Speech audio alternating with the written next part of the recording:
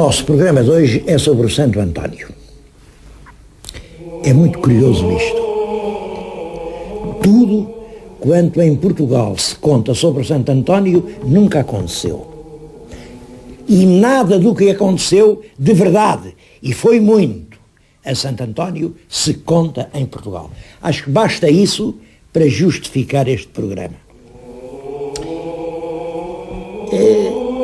Como sabem, no dia 13 de junho foi o aniversário da morte, porque isso foi um facto que deu brado à morte do grande Frei António nos arredores de Pádua. Isso deu brado, ficou escrito, toda a gente sabe o ano, o dia e a hora da morte. 13 de junho de 1231. Pediram logo ao Papa que o canonizasse, e para isso foi preciso escrever, enfim, uns livros, uns documentos justificativos, e logo num desses livros, a Suma, que é a mais antiga fonte sobre a vida de Santo António, é escrita ou ainda em 31 ou logo em 32, diz isto: ele morreu com 36 anos. Agora um jogo, vocês ajudem-me a fazer esta conta. 1231. Quem retirar 36 dá 1195. Reparem, 1195. Nós estamos, e não há dúvida nenhuma, em 1995. Por isso se diz que estamos este ano a comemorar o 8º centenário do nascimento em Lisboa do maior santo português. Parece evidente, pois naturalmente o escrito logo à hora da morte diz que ele morre com 36 anos. Se assim é, não há dúvida. Ele nasceu em 1195. Bom, mas em história não há nada definitivo. Quem escreveu isto podia ter-se enganado, porque nessa altura não há registro civil, não há certidões de nascimento, e há algumas coisas estranhas. Aqui há algumas coisas estranhas. Os primeiros críticos começaram por dizer isso. Que diabo, então como é que ele morre com 36 anos, mas ele já morre 10 anos depois de estar em Itália, e quando ele chegou à Itália já era sacerdote. Ora, a lei canónica desse tempo estabelecia como idade mínima para a ordenação sacerdotal 30 anos. Como é que ele podia ser sacerdote, ir para a Itália, passar lá 10 anos e morrer com 36? Isto aqui, não há dúvida que aqui parece haver qualquer coisa singular. Em todo caso, esta dúvida não conseguiu abalar a certeza das tradições. 95. Só que aqui os médicos e os especialistas metem-se no assunto, começaram imaginem, abriram o túmulo do santo. Devo-lhes dizer que os despojos mortais estão ainda em muito bom estado. Vêem-se os ossos todos, a caveira, e eles começaram com os métodos mais modernos, mais sofisticados, porque se pode hoje ir a um osso e ver quantos anos teve de vida aquele osso. E com esses métodos, os grandes especialistas italianos tentaram ver com quantos anos morreu o santo. E realmente os resultados a que chegaram também não confirmam os 36. Uns dizem 40, outros dizem 39, outros dizem 41. A verdade é esta. Quando ele morreu, nos arredores de Pádua, no dia 13 de junho, as pessoas que o admiravam diziam: este homem tinha 36 anos. E se o diziam, é esse centenário, é essa verdade tradicional que eu hoje vou comemorar.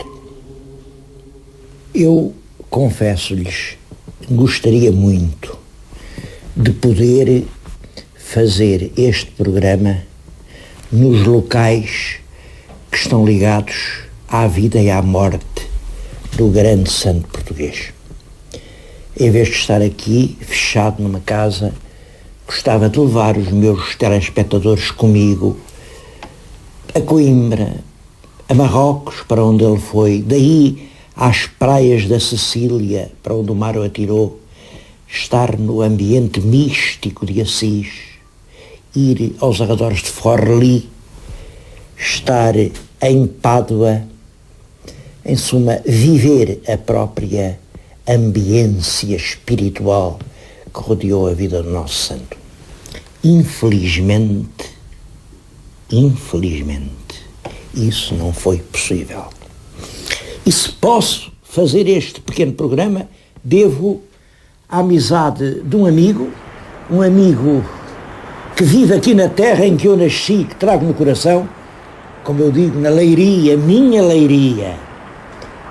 Um amigo que é um médico distinto, o Sr. Dr. António Moreira de Figueiredo, que não é propriamente um devoto de Santo António. Ele diz, eu cá não sou devoto de coisa nenhuma. Em todo caso, há longos anos que é um colecionador de tudo quanto se refere a Santo António. E isso vai permitir-me aqui, nestes breves minutos, mostrar-lhes imensas ilustrações do culto popular de Santo António.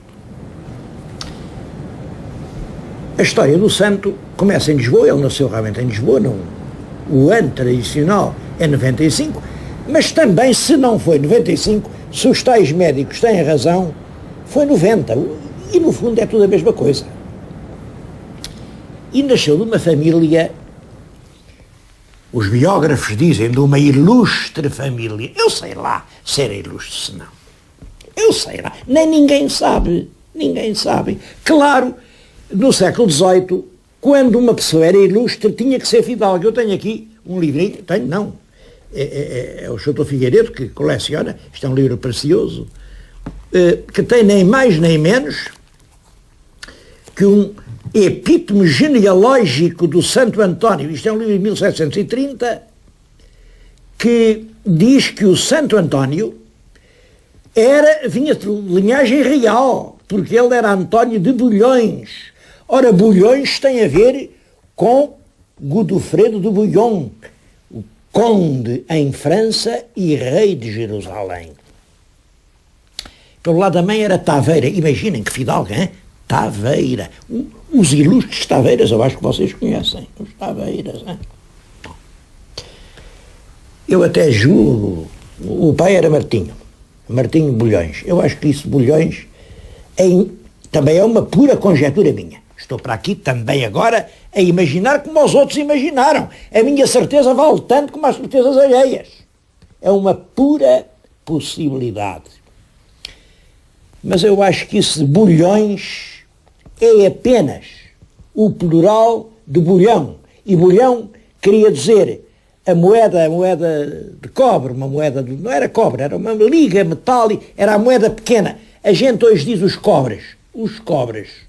E, portanto, isto devia querer dizer Martinho dos Cobres, porque, vou chamar a atenção para uma coisa importante, que os biógrafos preferem esquecer ou ignoram, não sei, é que nesse tal livro, escrito no próprio ano da morte do santo, conta-se esta coisa surpreendente.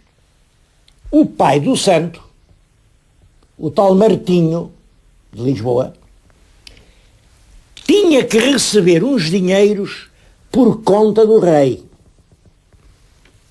Recebeu-os e depois de receber tinha que prestar contas, tinha que os entregar. Ora bem, fizeram-lhe uma acusação horrorosa. Diz que ele recebeu as contas, mas depois não procedeu com aquilo que agora se chama transparência. Quer dizer, não era transparente. E meteram-no na cadeia, porque nessa altura quem não era transparente ia para a cadeia. Bom, mas isto era injusto, porque o Martinho de Bulhões tinha prestado contas rigorosas, tinha entregue aos recebedores da Fazenda Pública tudo quanto devia, só que como era um homem muito bem intencionado, não pediu recibo. Não. Acreditou, a palavra de um homem honrado, basta.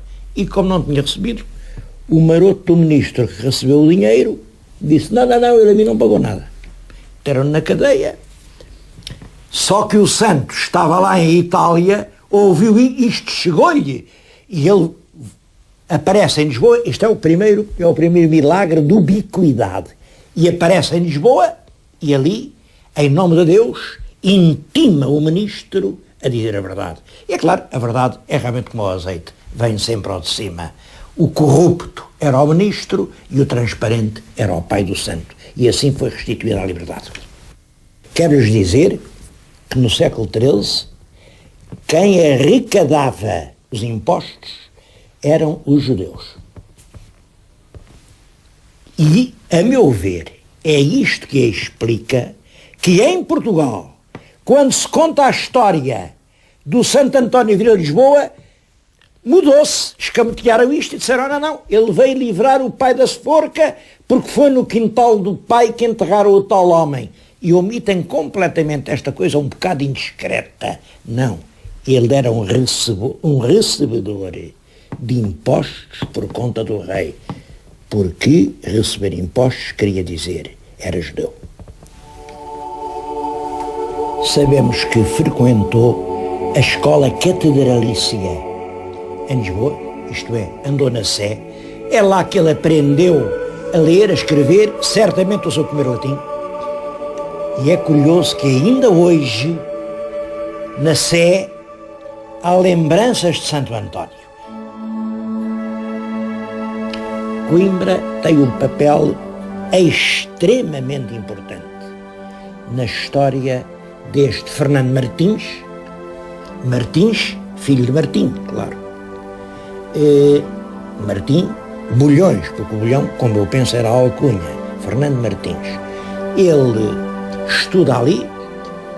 Santa Cruz de Coimbra era um centro de estudos muito notável, e ele passa ali uns anos. Passam uns anos e subitamente resolve sair de Santa Cruz e ir para um eremitério franciscano que havia nos arredores de Coimbra. Entra nos franciscanos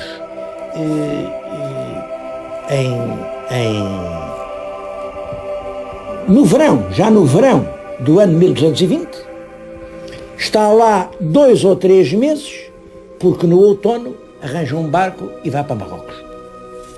Foi acometido por uma doença perigosa, esteve entre a morte e a vida, as semanas passavam, ele nunca pôde pregar.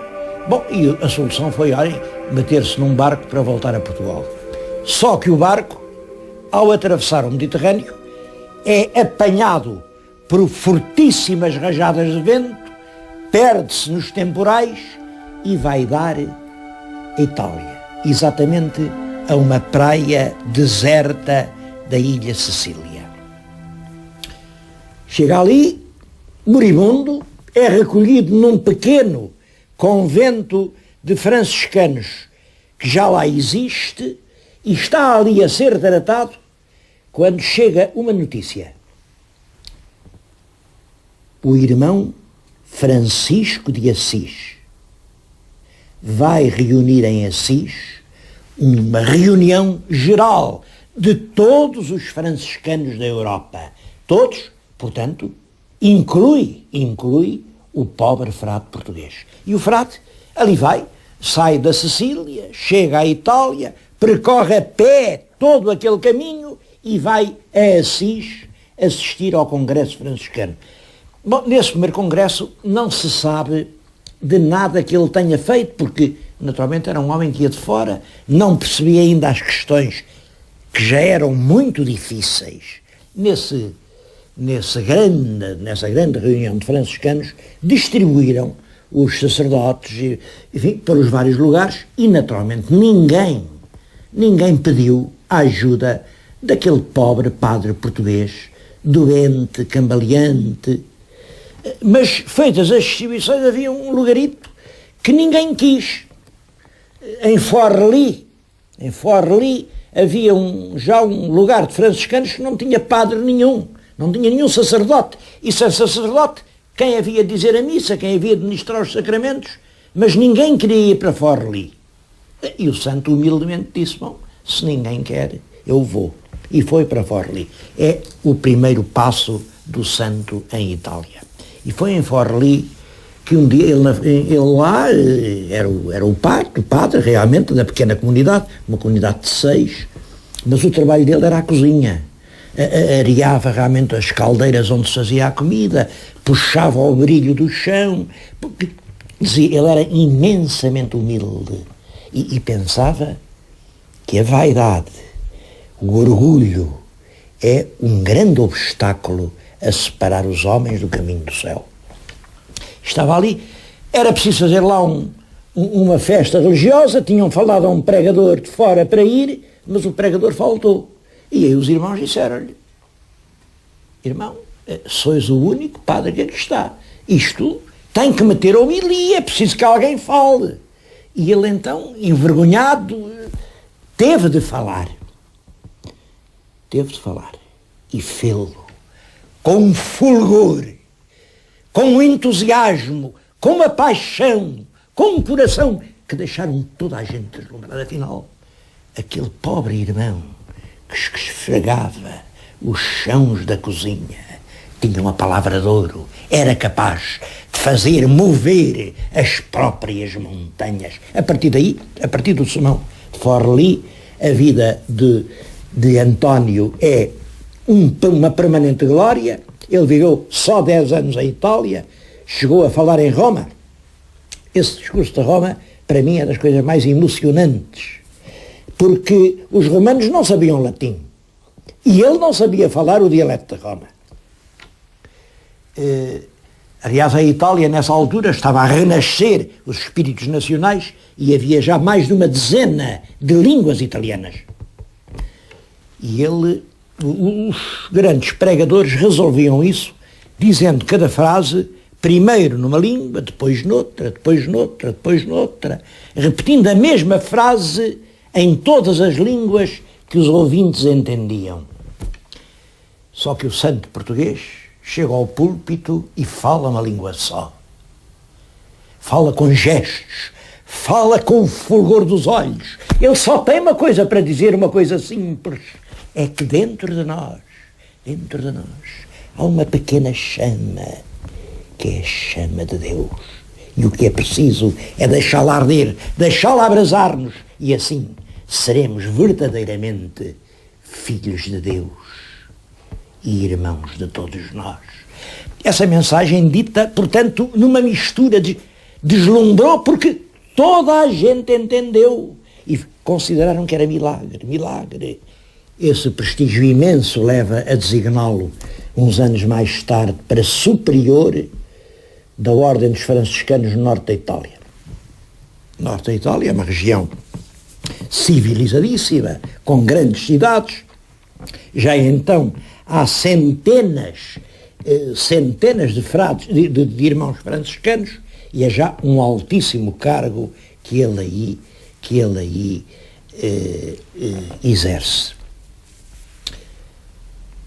Aí esteve 3 anos, depois renunciou. Ele não gostava de ter funções diretivas, renunciou porque o que ele gostava não era de dirigir, era de, diretamente com os crentes, partilhar a sua fé. Ele renunciou no ano 1230. O último ano de vida, aliás, poucos meses, ele viveu em 1231, apenas os meses que vão até ao dia 13 de junho. Mas esses meses são realmente, para mim, verdadeiramente emocionantes.